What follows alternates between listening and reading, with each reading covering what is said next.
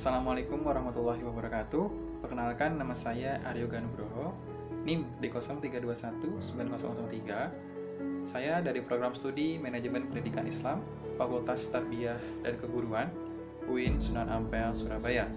Di sini saya akan menjelaskan tentang auditing pada lembaga pendidikan untuk memenuhi tugas UTS saya, yakni UTS Auditing Pendidikan yang diampu oleh Bapak dosen M. Salim, MAG. Oke, langsung saja kita ke materi yang pertama. Auditing pendidikan. Dalam suatu lembaga pendidikan, audit adalah suatu pengelolaan yang diberikan oleh pemerintah sepenuhnya kepada suatu lembaga pendidikan. Audit adalah pemeriksaan dan pengumpulan bukti secara valid dalam bentuk informasi untuk membuat laporan penilaian dengan menilai sesuai kriteria yang ditetapkan guna untuk meningkatkan operasi lembaga organisasi. Seorang auditor bisa dikatakan sebagai pengawas dan penilai sejauh mana lembaga yang ia nilai, sesuai dengan kode etik dan standar profesional yang ditetapkan oleh institusi masing-masing, yang harus dipatuhi serta sikap mental objektif dan independensi dari kegiatan yang mereka audit. Tujuan auditing pendidikan. Yang pertama yaitu penilaian pengendalian.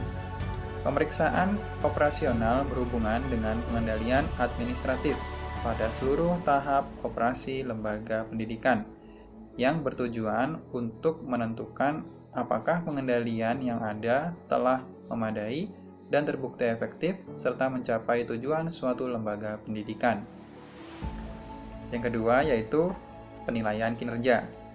Penilaian, pelaksanaan, dan operasional serta hasilnya. Penilaian diawali dengan mengumpulkan informasi-informasi kuantitatif, lalu melakukan penilaian efektivitas, efisiensi, dan ekonomisasi kinerja. Penilaian selanjutnya menjadi informasi bagi manajemen untuk meningkatkan kinerja lembaga pendidikan. Yang ketiga yaitu membantu manajemen.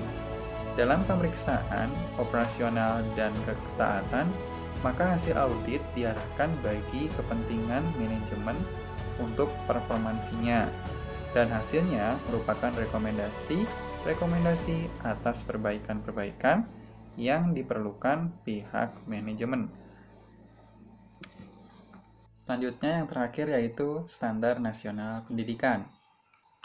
Standar Nasional Pendidikan di Indonesia tertuang dalam Peraturan Pemerintah Nomor 32 Tahun 2015 tentang perubahan kedua atas Peraturan Pemerintah Nomor 19 Tahun 2005 tentang Standar Nasional Pendidikan. Standar Nasional Pendidikan pada semua jenjang jenis dan jalur pendidikan di seluruh wilayah Kesatuan Negara Republik Indonesia terbagi menjadi 8 bagian. Berdasarkan Peraturan Pemerintah Nomor 13 Tahun 2015 tentang perubahan kedua atas Peraturan Pemerintah Nomor 19 Tahun 2005 tentang Standar Nasional Pendidikan, yakni yang pertama, standar isi. Standar isi yakni ruang lingkup materi dan tingkat kompetensi untuk mencapai kompetensi lulusan pada jenjang pendidikan tertentu. Yang kedua yaitu standar proses, yakni kriteria mengenai pelaksanaan pembelajaran pada satuan pendidikan tertentu untuk mencapai kompetensi lulusan.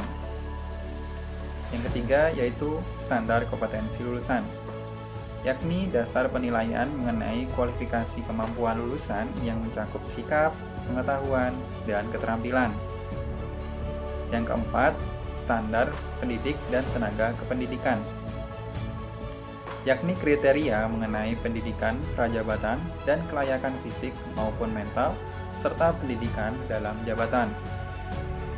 Yang kelima, standar prasarana dan prasarana, yakni mengenai ruang belajar, tempat olahraga, tempat beribadah, laboratorium, dan sarana belajar lain yang dapat menunjang proses belajar mengajar. Yang keenam, standar pengelolaan, yakni kriteria perencanaan, pelaksanaan, pengawasan kegiatan pada satuan pendidikan, kabupaten atau kota, provinsi, atau nasional, agar tercapai efisien dan efektivitas dalam penyelenggaraan pendidikan. Yang ketujuh, standar pembiayaan, yakni kriteria mengenai banyak besarnya biaya operasional pada satuan pendidikan selama 1 tahun. Yang kedelapan yaitu standar penilaian pendidikan, yakni kriteria mengenai mekanisme prosedur dan instrumen penilaian hasil belajar peserta didik. Baik, sekian presentasi dari saya. Kurang lebihnya saya mohon maaf. Wassalamualaikum warahmatullahi wabarakatuh.